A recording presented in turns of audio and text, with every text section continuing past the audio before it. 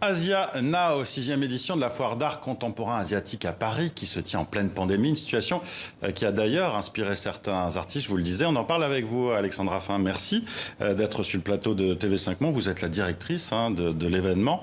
C'est difficile d'abord d'organiser un tel événement dans ces conditions de pandémie. Ça a commencé hier, ça se termine le 24 octobre. Il y a beaucoup de monde. Oui, enfin, il y a beaucoup de monde dans la limite de la jauge et du protocole et du respect du protocole. Mais il y a d'ailleurs un parcours et des recommandations à suivre contre la pandémie dans toutes les salles. Ça aurait même pu être fait, je trouve, par un artiste. Ça aurait même pu être quelque chose de conceptuel, non? Vous avez d'ailleurs le travail d'une artiste, Tiffany Bouel, sur les masques égrenés un peu partout.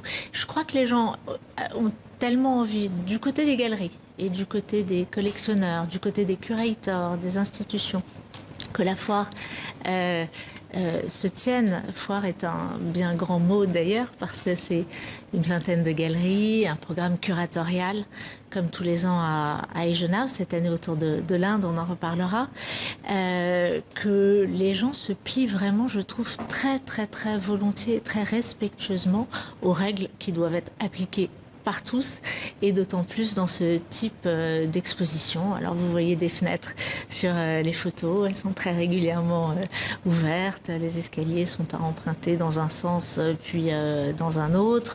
Ça veut dire qu'on peut faire vivre l'art, on peut faire vivre la culture en respectant ces mesures, tout simplement. Vous parliez de l'Inde. C'est vrai que cette année, vous avez mis en avant les artistes indiens. Moi, je n'imaginais pas, je suis allé à l'exposition hier, cette profusion et puis cette diversité proposée par les artistes indiens. C'est ça que vous vouliez mettre en avant ? Oui, absolument. Depuis longtemps, on avait envie d'élargir le champ d'exploration de Eisenhower au continent indien.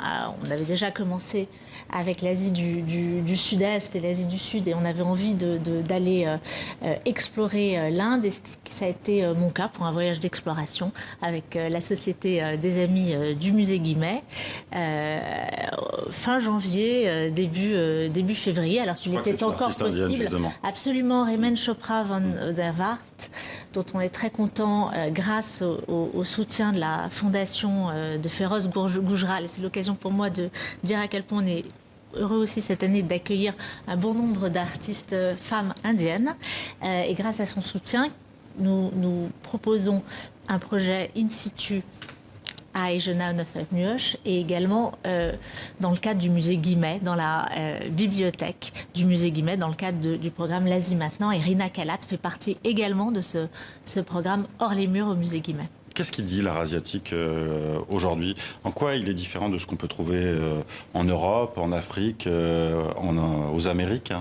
Je crois que c'est pas un sujet, l'artiste, on va dire, asiatique. Je sais pas trop ce que c'est d'ailleurs l'art asiatique en réalité, entre la scène contemporaine aujourd'hui coréenne, la scène de Shanghai, la scène indienne. Je suis pas sûre qu'on puisse faire Oui, on parle quand même de pays avec par exemple pour l'Inde de plus d'1 milliard d'habitants, pour la Chine également avec des régions extrêmement différentes. Complètement. Est-ce qu'on retrouve des obsessions peut-être qui seront différentes? En tout cas, notre obsession à nous, oui, c'est de répondre à ce que vous disiez tout à l'heure, c'est-à-dire on ne connaît pas vraiment. Et c'est ça, l'obsession d'Eisenhower, c'est de mettre ces artistes-là un peu plus dans le radar, parce qu'ils sont pour l'instant peut-être pas assez connus justement à l'extérieur de leurs frontières, alors qu'ils font partie complètement de la conversation mondiale. Aujourd'hui, voilà, c'est plus tellement... Ça, en fait. C'est votre rôle aussi. Ouais. Il y a aussi la question des acheteurs. Vous êtes une foire, c'est donc un endroit où on peut venir et acheter à ces galeries. Qui sont les acheteurs ? Alors, je vous mentirais en vous disant qu'on a des tonnes de collectionneurs américains aujourd'hui. Évidemment. Nous, on s'inscrit dans cette semaine qui est la semaine de l'art, rebaptisée en 2020 le Paris de l'art. Et on s'inscrit totalement dans cela. Et c'est évidemment des collectionneurs parisiens, français, et un tissu plus local, évidemment, cette année, que l'on s'adresse. Un tissu local dont l'écosystème est très serré, très motivé, et grâce à des galeries également locales qu'on peut présenter des artistes indiens qui n'auraient pas pu voyager. Je vous interromps, j'ai vu beaucoup de jeunes aussi hier à Asia Now.